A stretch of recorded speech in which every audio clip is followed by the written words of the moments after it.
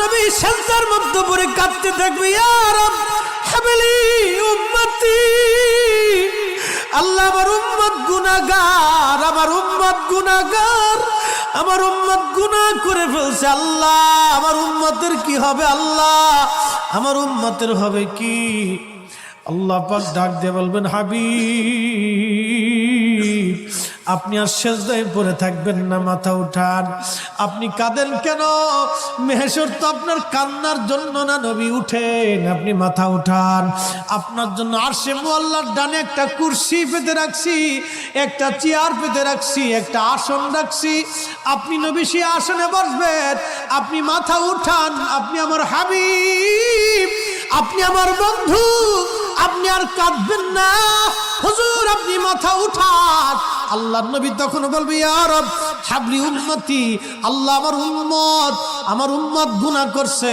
আল্লাহ ডাক দিবে, হাবিব আপনি মাথা উঠান, আপনি সর্বপ্রথম হামদের পতাকা উড়াবেন, আপনি সুপারিশের পতাকা উড়াবেন, আপনি যাকে খুশি তাকে নিয়ে জান্নাতে চলে যান। একবার জোরে বলা যাবে কি সুবহানাল্লাহ?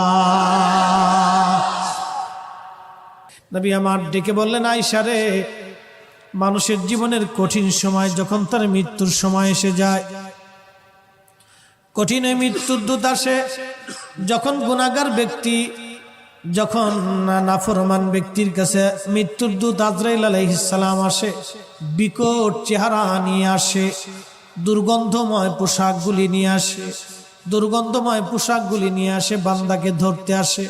তখন এই আত্মাটা, রুহুটা মাথার দিকে একবার দৌড়ায় যায়, হাতের কোনার দিকে দৌড়ায় আসে, পায়ের তলার দিকে দৌড়ায় যায়, সারা শরীরের ভিতরে ছটফট করতে থাকে। তখন এই মৃত্যুর যন্ত্রণা বাড়তে থাকে, এত কঠিন যন্ত্রণা তার হয়।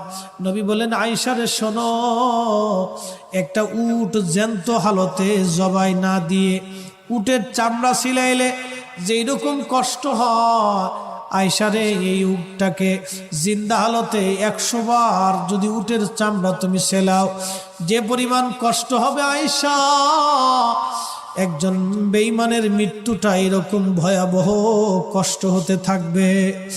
আয়েশা রে তুমি কি জানো ইমানদারের মরণটা কেমন হবে?